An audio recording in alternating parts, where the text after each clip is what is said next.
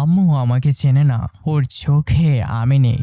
7 বছর হয়ে গেছে আমি ওর পেটের ছেলে। মাসখানেক আগে থেকে শুরু হয়েছে। আম্মু রাত 3টায় উঠে বসেন, কিছু বলেন না, কাউকে ডাকেনও না, শুধু দেওয়ালের ওই একটা জায়গায় তাকিয়ে থাকেন। আমি একদিন কাছে গেলাম, দেখলাম দেওয়ালে আঁচড়ের দাগ, অনেকগুলো দাগ একই জায়গায় বারবার। আমি জিজ্ঞাসা করলাম, আম্মু কে করেছে এটা? আম্মু বললেন, কে তুমি? পরের দিন আমি হুজুরের কাছে গেলাম, পুরোটা বললাম। হুজুর শুনলেন, কোরআন খুললেন, তারপর থামলেন, বললেন, ছেলে তোমার আম্মার নামটা কি? আমি বললাম।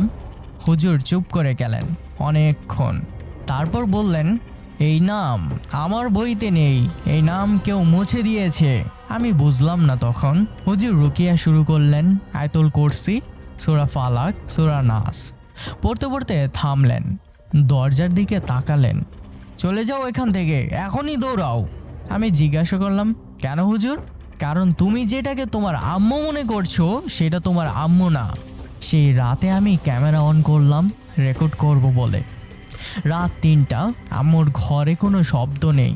দরজা ঠেললাম, আম্মু দাঁড়িয়ে দেওয়ালের দিকে মুখ করে। ডাকলাম, সাড়া নেই।